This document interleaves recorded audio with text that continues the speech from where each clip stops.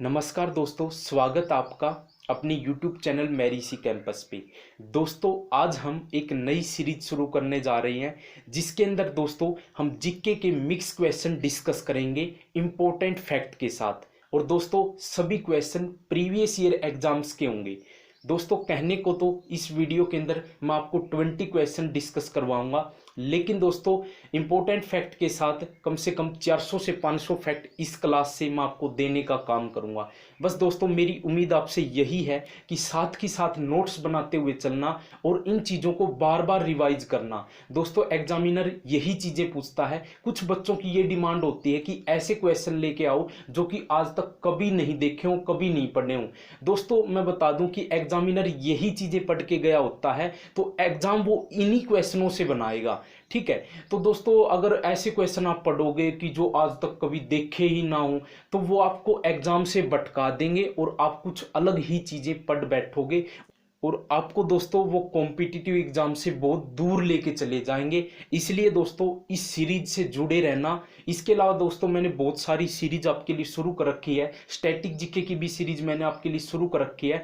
यदि दोस्तों आप इस सीरीज को प्यार दोगे तो मैं आपके लिए साइंस के, फिजिक्स, केमिस्ट्री और बायो के प्रीवियस ईयर क्वेश्चन की भी सीरीज लेके आऊँगा। बहुत जल्दी शुरू करने वाला हूँ। उम्मीद है दोस्तों आप दोनों सीरीज को प्यार दोगे। तो चलिए दोस्तों देर न करते हुए आज की वीडियो को शुरू करते हैं। दोस्तों पहला क्वेश्चन है, गुजरात का शासक बहादुर शाह किसके साथ हुए संघर्ष में मारा गया। दोस्तों आपसे यही क्वेश्चन पूछ लेगा सबसे पहले तो कि बहादुर शाह कहाँ का शासक है। बहादुर शाह है जी गुजरात का शासक। जो बहादुर शाह है इसका संबंध है जी मुजफ्फरीद डायनेस्टी से। मुजफ्फरीद डायनेस्टी से जो है वो बहादुर शाह का संबंध है। दोस्तों मुजफ्फरीद डायनेस्टी ने 1407 से लेके 1573 तक शासन किया। 1407 से पहले तो ये डायनेस्टी दिल्ली सल्तनत के अंडर आती थी और 1573 के बाद ये मुगल एम्पायर के शासक अकबर के अंडर चली गई। ठीक है, तो इसका ऑप्शन नंबर सी बिल्कुल सही आंसर रहेगा कि जो बहादुर शाह है गुजरात सल्तनत का जो शासक है वो पुर्तगाली के साथ हुए संघर्ष में मारा गया। ठीक है, उसके बाद नेक्स्ट क्वेश्चन है जी, पृथ्वी के किस भाग में निकेल और लोहे की प्रचुरता है।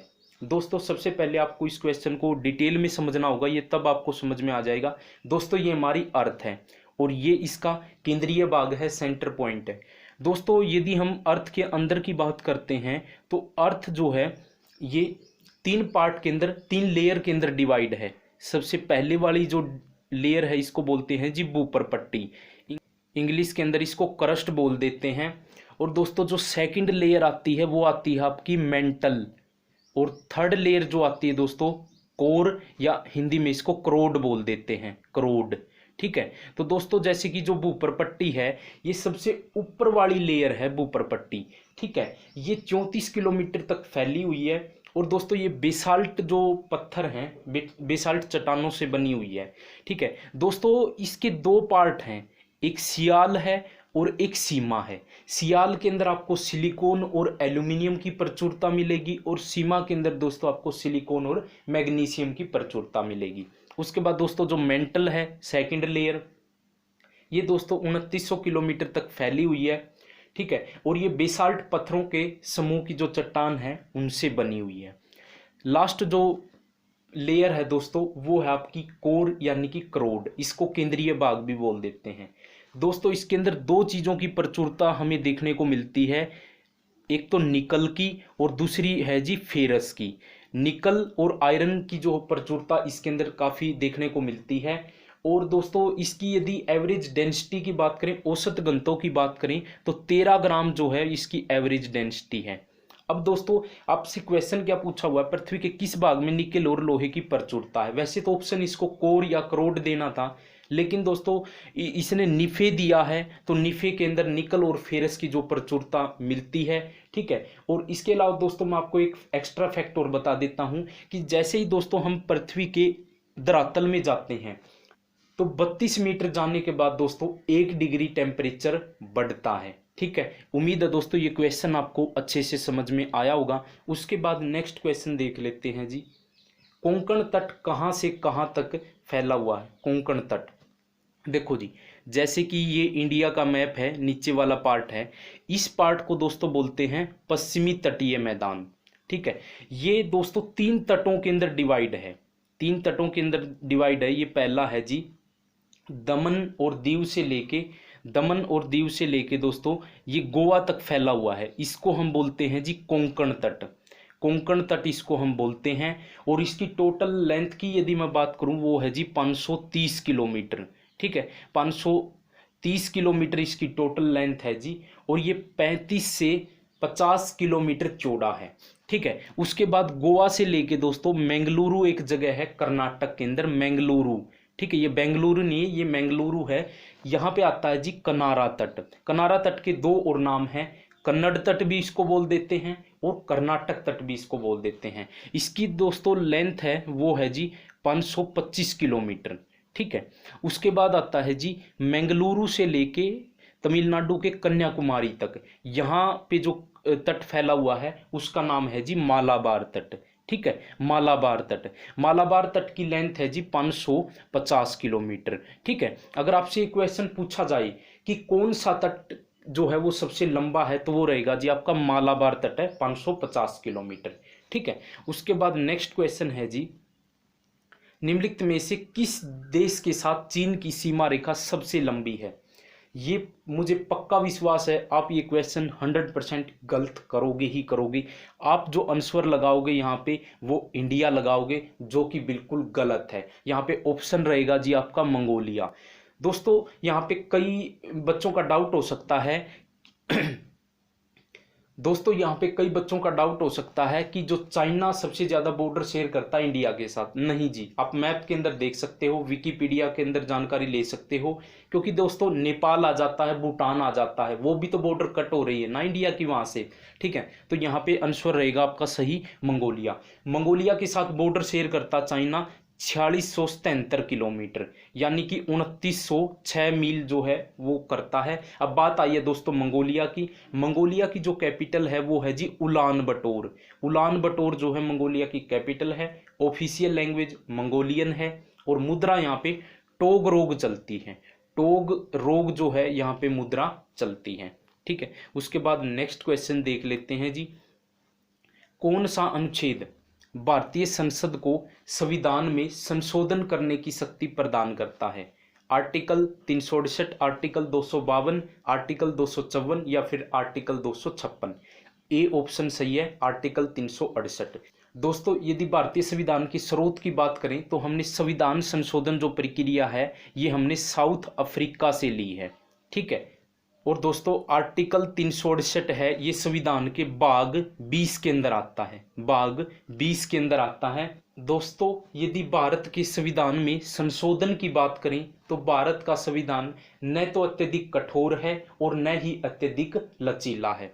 और भारत के संविधान के अंदर तीन तरीके से संशोधन हो सकते हैं। भारत के संविधान के अंदर तीन तरीके से संशोधन हो सकते हैं, वो देख लेते हैं जी। सबसे पहला है जी साधारण बहुमत से, साधारण बहुमत से है 1/10 इतना आपको वोटिंग चाहिए। उसके बाद आता है जी विशेष बहुमत के द्वारा, यानी कि यहाँ पे 2/3 आपको वोटिंग चाहिए, कोई भी बिल आपको पास करना है। ठीक है, उसके अलावा तीसरा है जी आपको 2/3 वोटिंग तो चाहिए ही चाहिए, यानी कि विशेष बहुमत तो आपको चाहिए ही चाहिए, प्लस इसके साथ कुछ राज्यों की आपको स्वीकृति भी चाहिए। ठीक है, इन तीन तरीकों से भारत के संविधान के अंदर संशोधन किया जा सकता है। ठीक है जी, उसके बाद नेक्स्ट क्वेश्चन देख लेते हैं, भारतीय संविधान का कौन सा भाग केंद्र शासित प्रदेशों के बारे में बताता है, केंद्र शासित प्रदेशों से संबंध रखता है। तो ये है जी 6, 7, 8 या फिर 9। ऑप्शन नंबर सी बिल्कुल सही आंसर है, भाग 8 और अनुच्छेद 239 से 241। ठीक है दोस्तों, जो केंद्र शासित प्रदेश है इसका संचालन कौन करता है, राष्ट्रपति करता है। लेकिन दोस्तों राष्ट्रपति किसी को नियुक्त करता है केंद्र शासित प्रदेश को संभालने के लिए, वो आपका उपराज्यपाल भी हो सकता है, उपराज्यपाल भी हो सकता है और दोस्तों प्रशासक भी हो सकता है। ठीक है, प्रशासक भी हो सकता है। अब जैसे कि वर्तमान में बात करें तो उपराज्यपाल जो हैं वो कहाँ पे हैं, दिल्ली के अंदर हैं, जम्मू कश्मीर के अंदर हैं, लद्दाख के अंदर हैं और दोस्तों आपके पुदुचेरी के अंदर हैं और अंडमान और निकोबार के अंदर हैं। ठीक है, ये उपराज्यपाल वर्तमान में दिल्ली, जम्मू कश्मीर, लद्दाख, पुदुचेरी और अंडमान और निकोबार है। अब बात आती है दोस्तों कि प्रशासक क्या होते हैं। प्रशासक वो होते हैं जैसे कि दोस्तों कोई भी राज्य का जो गवर्नर है उसको अतिरिक्त कार्यभार दे दिया जाता है किसी यूनियन टेरिटरी का। जैसे कि बात करें एट प्रेजेंट प्रशासक हैं जी आपके चंडीगढ़ के अंदर हैं, दमन और दीव के अंदर हैं और दोस्तों लक्षद्वीप के अंदर हैं। अभी जो चंडीगढ़ का कार्यभार है पंजाब के राज्यपाल वीपी सिंह बदनौर को दिया हुआ है। ठीक है, और यदि विधानसभा की बात करें दोस्तों एट प्रेजेंट विधानसभा की बात करें तो 3 यूनियन टेरिटरी के अंदर विधानसभा है। पहला जम्मू कश्मीर, सेकंड है जी आपका दिल्ली और तीसरा है जी आपका पुदुचेरी। इन 3 यूनियन टेरिटरी के अंदर एट प्रेजेंट विधानसभा है। ठीक है जी, तो नेक्स्ट क्वेश्चन डिस्कस कर लेते हैं।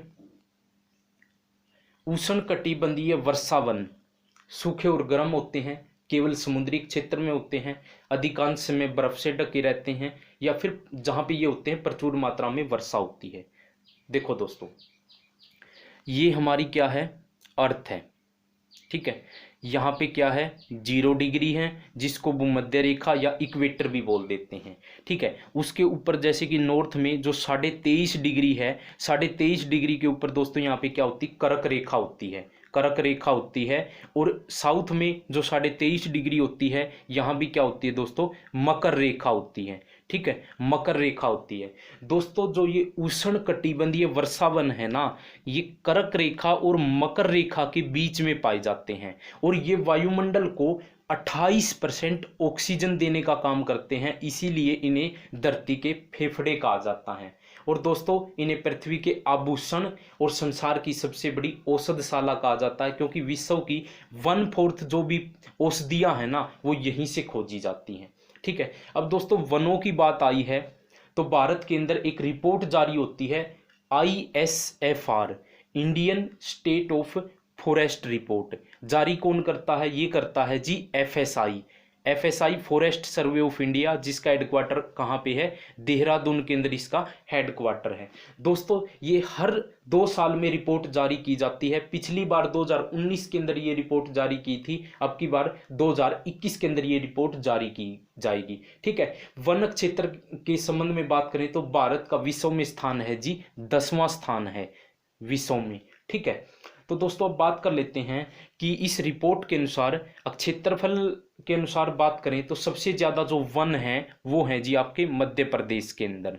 ठीक है, सेकंड पे रहेगा जी आपका अरुणाचल प्रदेश, उसके बाद है जी क्षेत्रफल के अनुसार सबसे कम, ये तो थे सबसे ज्यादा, पहले पे मध्य प्रदेश, सेकंड पे आंध्र प्रदेश। सबसे कम की बात करें तो ये है जी हरियाणा के अंदर और सेकंड पे है जी आपका पंजाब के अंदर।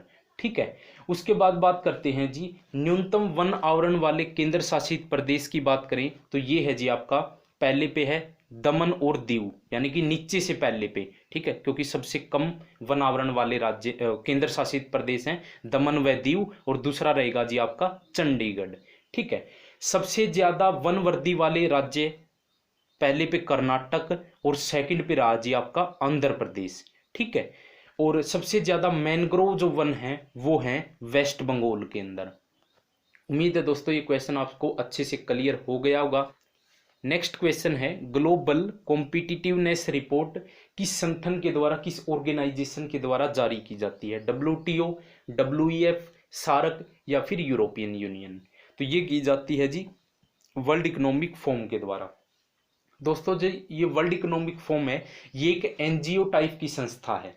इसका गठन है वो जनवरी 1971 के अंदर इसका गठन हुआ। हेडक्वार्टर की बात करते हैं तो कोलोग्ने स्विट्जरलैंड के अंदर जो है इसका हेडक्वार्टर है। ठीक है, एग्जीक्यूटिव चेयरमैन एट प्रेजेंट दोस्तों इसके कैलाश सक्वैब हैं। कैलाश सक्वैब जो हैं एट प्रेजेंट इसके क्या हैं एग्जीक्यूटिव चेयरमैन हैं। दोस्तों ये जो रिपोर्ट है WEF के द्वारा 2004 से जारी की जा रही है। लास्ट जो रिपोर्ट है वो इन्होंने जारी की थी 2019 के अंदर, और जिसके अंदर टॉप किया था आपका सिंगापुर ने, और भारत की रैंकिंग थी जिसके अंदर 68वीं। ठीक है, लेकिन अभी बात करें 2021 के अंदर ये रिपोर्ट जारी की है या इंडेक्स जारी किया है IMD ने।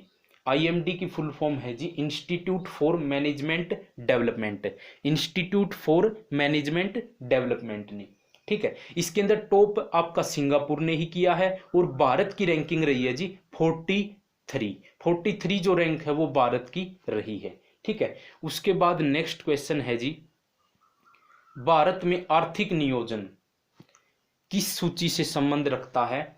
संघ सूची से, राज्य सूची से या फिर समवर्ती सूची से? आर्थिक नियोजन दोस्तों यदि बात करें सूचियों की लिस्ट की, तो भारत के संविधान के अंदर 12 अनुसूची हैं और उनमें से जो 7वीं अनुसूची है ना, 7वीं अनुसूची का संबंध है जी लिस्ट से यानी कि सूचियों से। और आर्टिकल जो है 246 के अंदर हमें सूचियों के बारे में जानकारी मिलती है। अब बात करते हैं दोस्तों कि सूचियां हैं ये 3 टाइप की होती हैं, 3 टाइप की सूचियों का भारत के संविधान के अंदर उल्लेख है। सबसे पहले आती है जी संघ सूची। संघ सूची इसके अंदर टोटल कितने विषय होते हैं? 98 विषय होते हैं। अब 98 विषय क्या होते हैं इसको आप ध्यान से समझने की जरूरत है दोस्तों। संघ यानी कि जो ये 98 विषय है ना, 98 मुद्दे हैं, इनके ऊपर सिर्फ और सिर्फ केंद्र सरकार, सेंटर ही कानून बना सकता है। उसके बाद आती है जी आपकी राज्य सूची। राज्य सूची के अंदर विषय होते हैं 59, 59 विषय होते हैं, यानी कि इन 59 विषयों के ऊपर सिर्फ और सिर्फ राज्य सरकार, स्टेट गवर्नमेंट ही इसके ऊपर कानून बना सकती है। उसके बाद तीसरी सूची आती है जी समवर्ती सूची। समवर्ती सूची जो होती है इसके अंदर 52 विषय हैं। यदि दोस्तों देश हित के संबंध में है तो यहाँ पे केंद्र सरकार भी इसके अंदर कानून बना सकती है और राज्य सरकार भी कानून बना सकती है। तो समवर्ती सूची के अंदर टोटल विषय कितने? 52। दोस्तों इनके विषय याद रखना, एग्जाम के अंदर डायरेक्ट पूछे जाते हैं, ठीक है। सारनाथ स्तंभ का चक्कर निम्न में से किसे इंगित करता है? इंगित का मतलब किस चीज की ओर इशारा करता है? कानून की ओर, क्रांति की ओर, प्रगति की ओर या फिर धर्म की ओर? ऑप्शन नंबर सी प्रोग्रेस यानी कि प्रगति की ओर। दोस्तों ये जो सारनाथ का स्तंभ है इसका निर्माण करवाया था अशोक ने। कहाँ पे? सारनाथ, यूपी के अंदर। और इसके ऊपर दोस्तों 4 जीवों की आकृति जो है वो उभरी हुई है। पहला है जी हाथी, उसके बाद घोड़ा, सांड और दोस्तों शेर यानी कि सिंह। इन 4 जीवों की जो है आकृति इसके ऊपर उभरी हुई है। और दोस्तों अशोक के जो धर्मलेख हमें मिले हैं वो 2 लिपियों के अंदर मिले हैं। पहली लिपि है जी ब्राही और दूसरी है जी खरोष्ठी, ठीक है। इस क्वेश्चन के ऊपर स्टार लगा लेना कि अशोक के जो धर्मलेख हैं वो किन लिपियों के अंदर मिले हैं, ब्राही और खरोष्ठी। कई बार एग्जाम के अंदर ये क्वेश्चन पूछा गया है। उसके बाद नेक्स्ट क्वेश्चन देख लेते हैं जी, तिनकठिया प्रथा का संबंध निम्न में से किस क्षेत्र से है? चंपारण से, खेड़ा से, बारदौली से या फिर दरभंगा से? तो तिनकठिया प्रथा का संबंध है जी चंपारण से।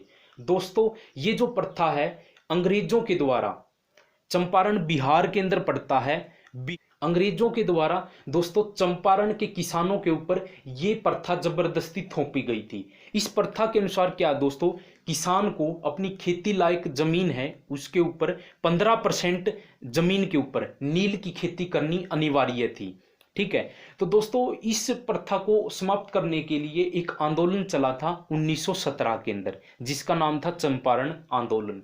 किसके नेतृत्व में? गांधी के नेतृत्व में चला था, ठीक है। और दोस्तों गांधी को इस स्थिति से अवगत किसने करवाया था, यानी कि गांधी को चंपारण आने के लिए आमंत्रित किया था राजकुमार शुक्ल ने। राजकुमार शुक्ल ने जो है वो गांधी को आमंत्रित किया था। इस क्वेश्चन के ऊपर 20 स्टार लगा लेना कि गांधी को चंपारण आने के लिए आमंत्रित राजकुमार शुक्ल ने किया था। इंपॉर्टेंट क्वेश्चन है, ठीक है। उसके बाद नेक्स्ट क्वेश्चन देख लेते हैं जी, 2 अक्षांश रेखाओं के बीच की दूरी लगभग कितनी होती है? 111 मील, 121 मील, 111 किलोमीटर या फिर 121 किलोमीटर? इसका ऑप्शन नंबर सी सही आंसर रहेगा। लेकिन दोस्तों आपको इस तरीके से क्वेश्चन सही से समझ में नहीं आएगा तो मैं एक बार इसको आपका ये डाउट क्लियर कर देता हूं।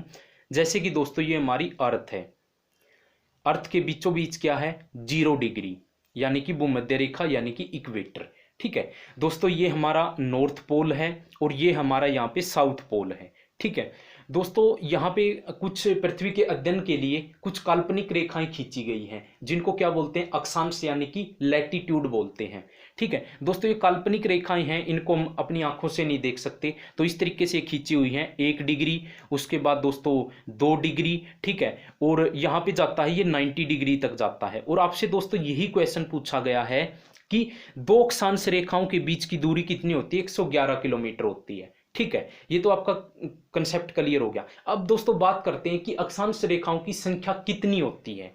तो ये दोस्तों यहाँ पे 90 डिग्री तक खींची गई है। ठीक है, लेकिन दोस्तों क्या होता है कि जो 90 डिग्री है ना, इस अक्षांश रेखा की अपनी कोई लेंथ नहीं होती, अपनी कोई डिस्टेंस नहीं होती। इसलिए दोस्तों हम 1 डिग्री से 89 डिग्री अक्षांश रेखाओं तक संख्या कितनी होगी, 89 होगी। उसी तरीके से दोस्तों साउथ पोल के अंदर भी ये खींची गई है, तो साउथ पोल के अंदर भी कितनी होगी संख्या, 89 ही होगी। और दोस्तों एक जो ये बच गई 0 डिग्री वाली, ये भी तो अक्षांश रेखा है। तो ठीक है, जब इनको हम काउंट करते हैं तो 179 है। और इस क्वेश्चन के ऊपर 20 स्टार लगा लेना, क्योंकि कई बार ये क्वेश्चन पूछा गया है कि टोटल अक्षांश रेखाओं की संख्या कितनी होती है, 179 होती है। उम्मीद है दोस्तों ये कंसेप्ट आपको क्लियर हो गया होगा। नेक्स्ट क्वेश्चन है जी, वर्तमान में भारत का कौन सा स्थान सफेद पानी के नाम से जाना जाता है, लेह, लद्दाख, कारगिल या फिर सियाचिन।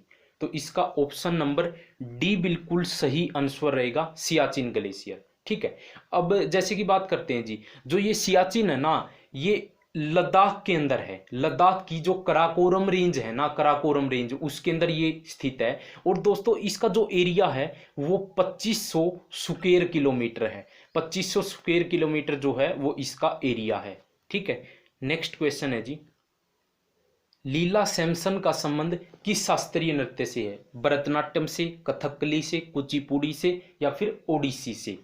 भरतनाट्यम से जी इनका संबंध है, और इनका जो संबंध तमिलनाडु से है। ठीक है, और दोस्तों ये 2011 से 15 के बीच central board of film certification, CBFC, central board of film certification की 2011 से 2015 तक अध्यक्ष रह चुकी हैं। इसके अलावा ये संगीत नाटक अकादमी की भी चेयरपर्सन रह चुकी हैं। 1990 के अंदर दोस्तों इन्हें पद्मश्री से नवाजा गया था। 1990 के अंदर पद्मश्री से इन्हें नवाजा गया था। उसके बाद नेक्स्ट क्वेश्चन है जी, किस बॉलीवुड अभिनेता को जनवरी 2018 में विश्व आर्थिक मंच पर 24वें क्रिस्टल अवार्ड से सम्मानित किया गया था। दोस्तों जो ये क्रिस्टल अवार्ड है ये देती है कौन सी ऑर्गेनाइजेशन, WEF। ठीक है, ये मैं इसी वीडियो के अंदर आपको WEF के बारे में पढ़ा चुका हूं। तो आपको कमेंट बॉक्स के अंदर ये बताना है कि WEF का हेडक्वार्टर कहाँ पे है और इसके एग्जीक्यूटिव चेयरमैन एट प्रेजेंट कौन है। ठीक है, तो ये WEF के द्वारा ये क्रिस्टल अवार्ड दिया जाता है। 2018 के अंदर दिया गया था जी शाहरुख खान को। ठीक है, क्यों दिया गया था, महिलाओं और बच्चों के हित में काम करने के लिए इन्हें दिया गया था। ठीक है, उसके बाद नेक्स्ट क्वेश्चन है जी, भूटान के राष्ट्रीय ध्वज का केसरिया नारंगी रंग किस चीज का प्रतीक है, राजा के अधिकार का, देश की धर्मनिरपेक्ष शक्ति का, धर्म साधना का या फिर देश की सुचिता का। ठीक है दोस्तों, देखो इस टाइप के भी क्वेश्चन एग्जाम के अंदर पूछे गए हैं। सभी क्वेश्चन जो हम डिस्कस करेंगे इस वीडियो के अंदर सभी क्वेश्चन प्रीवियस ईयर हैं, तो आप देख सकते हो किस किस टाइप के क्वेश्चन एग्जामिनर ने पूछ रखे हैं। ठीक है, तो दोस्तों बात आई है भूटान के राष्ट्रीय ध्वज केसरिया नारंगी रंग किस चीज का प्रतीक है, तो ये रहेगा द प्रैक्टिस ऑफ रिलीजन यानी कि धर्म साधना का। ठीक है दोस्तों, इन्होंने जो इनका भूटान का जो फ्लैग है ना, इसके ऊपर ड्रैगन का चित्र अंकित है। ठीक है, एडोप्ट कब किया था, 1969 के अंदर एडोप्ट किया था। और इस फ्लैग को जो डिजाइन किया था 2 व्यक्ति थे, एक तो था जी मेयम चोइंग और दूसरा है वेंगमो दोरजी। ठीक है, अब दोस्तों बात आई है भूटान की। भूटान की कैपिटल क्या है, भूटान की कैपिटल है जी थिम्पू। भूटान की कैपिटल है थिम्पू। मुद्रा यहाँ पे नगल तरुम चलती है। नगल तरुम जो है यहाँ पे मुद्रा चलती है। यहाँ के किंग जो हैं वो जिग्मी खेसर हैं। और पीएम दोस्तों यहाँ के कौन है, यहाँ के पीएम है जी लोटे सिरिंग जो है यहाँ के पीएम है। और यहाँ की संसद को दोस्तों पार्लियामेंट कहा जाता है। यहाँ की संसद को पार्लियामेंट कहा जाता है। और इसके अंदर 2 हाउस हैं। पहला हाउस है जी नेशनल काउंसिल जो कि इनका अपर हाउस है, नेशनल काउंसिल इनका अपर हाउस है, और नेशनल जो असेंबली है ना ये है जी लोअर हाउस। ठीक है, उसके बाद नेक्स्ट क्वेश्चन है जी, भारत के महान्यायवादी भारत सरकार के क्या होते हैं? मुख्य खाता अधिकारी, मुख्य कानून अधिकारी, मुख्य ऑडिट अधिकारी या फिर मुख्य चुनाव अधिकारी? तो option number B chief law officer यानी कि मुख्य कानून अधिकारी। ठीक है दोस्तों, जो भारत के महान्यायवादी हैं अटॉर्नी जनरल ऑफ इंडिया है, इन्हें केंद्र सरकार का कानूनी सलाहकार भी कहा जाता है। ठीक है, तो एट प्रेजेंट जो एजीआई हैं अटॉर्नी जनरल ऑफ इंडिया हैं यानी कि भारत के महान्यायवादी हैं, वो कौन है जी? के वेणुगोपाल हैं। ठीक है, इनकी जो नियुक्ति है वो भारत के राष्ट्रपति के द्वारा की जाती है और वो भी यूनियन कैबिनेट की सलाह के ऊपर। ठीक है, इनके पद का गठन हुआ जी 28 जनवरी 1950 को इनके पद का गठन हुआ। ठीक है, पहले जो महान्यायवादी थे वो थे जी MC सेतलवद। MC सेतलवद पहले अटॉर्नी जनरल ऑफ इंडिया थे और आर्टिकल 76 के अंदर जो है वो हमें महान्यायवादी के बारे में जानकारी मिलती है। ठीक है, आर्टिकल 76 से हमें भारत के जो महान्यायवादी हैं इनके बारे में हमें जानकारी मिलती है। ठीक है, नेक्स्ट क्वेश्चन देख लेते हैं जी, क्या है? भारत का सबसे तेज तथा बहु पेटाफ्लोप प्रत्यूष नामक सुपर कंप्यूटर डैश में अनावृत हुआ था, यानी कि कहाँ पे इसको बनाया गया था? तो ये बनाया गया था जी भारतीय उष्णकटिबंधीय मौसम विज्ञान संस्थान पुणे के अंदर। ठीक है दोस्तों, एट प्रेजेंट भारत के 2 सुपर कंप्यूटर हैं, एक तो प्रत्यूष है और दूसरा है जी मिहिर। दूसरा क्या है? मिहिर है। ठीक है, और दोस्तों इन दोनों की जो स्पीड है वो है जी 6.8 पेटाफ्लोप। पेटाफ्लोप के अंदर इनकी जो स्पीड है सुपर कंप्यूटर की वो मापी जाती है। टोटल कॉस्ट आई थी जी 438.9 करोड़ रुपए जो है वो टोटल इनको बनाने में खर्चा हुआ था। ठीक है, इसके अलावा दोस्तों जो ये कंप्यूटर हैं एक जगह और यूज हो रहे हैं, एक तो भारतीय उष्णकटिबंधीय मौसम विज्ञान संस्थान पुणे के अंदर तो ये यूज हो ही रही हैं, इसके अलावा national centre for medium range weather forecasting. ठीक है, कहाँ पे? National centre for medium range weather forecasting Noida के अंदर भी इन्हें यूज किया जा रहा है। दोस्तों इनका पर्पज है यूज करने का वेदर फोरकास्टिंग यानी कि मौसम का पूर्वानुमान लगाने के लिए इनका यूज किया जाता है। नेक्स्ट क्वेश्चन है जी, पिछले 1 दशक में भारत ने निम्नलिखित क्षेत्रों में से किस में सर्वाधिक विदेशी प्रत्यक्ष निवेश आकर्षित किया है? विदेशी प्रत्यक्ष निवेश का मतलब होता है जी FDI, फॉरेन डायरेक्ट इन्वेस्टमेंट। तो ये फूड प्रोसेसिंग के अंदर, पेट्रोकेमिकल के अंदर, केमिकल्स अदर देन फर्टिलाइजर या फिर टेलीकम्युनिकेशन सेक्टर के अंदर। तो ये किया है जी option number D telecommunication sector यानी कि दूरसंचार के अंदर सबसे ज़्यादा FDI है भारत के अंदर आकर्षित हुआ है। ठीक है, तो टेलीकम्युनिकेशन सेक्टर के अंदर भारत में जो है सर्वाधिक FDI जो है वो आया है। नेक्स्ट क्वेश्चन है जी, हर्षवर्धन की वल्लभी विजय निम्नलिखित शिलालेखों में से किस में इसका वर्णन मिलता है? हर्षवर्धन की वल्लभी विजय का एहोल स्तंभ शिलालेख, जूनागढ़ शिलालेख, नवसारी ताम्रपत्र शिलालेख या फिर दामोदरपुर ताम्रपत्र शिलालेख। तो इसका ऑप्शन नंबर सी बिल्कुल सही आंसर है जी, नवसारी ताम्रपत्र शिलालेख। कई जगह नौसारी भी आपको लिखा हुआ मिल सकता है, नौसारी, तो आप समझ जाना कि ये वही है नवसारी।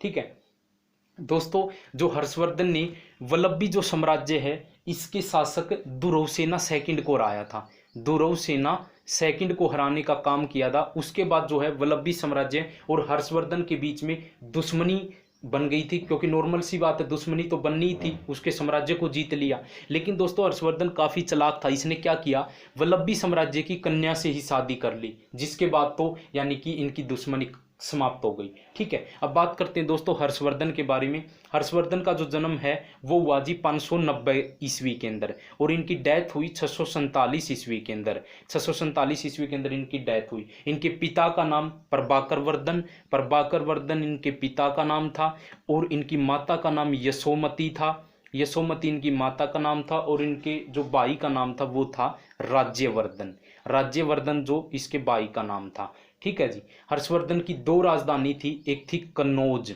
जो कि यूपी के अंदर है, और दूसरी राजधानी थी जी थानेसर। दूसरी राजधानी क्या थी? थानेसर, ठीक है, जो कि हरियाणा के कुरुक्षेत्र के अंदर है। दोस्तों हर्षवर्धन की 3 रचनाएं हैं जो कि एग्जामिनर बार बार एग्जाम के अंदर पूछता है। एक है जी नागानंद, नागानंद। दूसरी है प्रियदर्शिका, प्रियदर्शिका।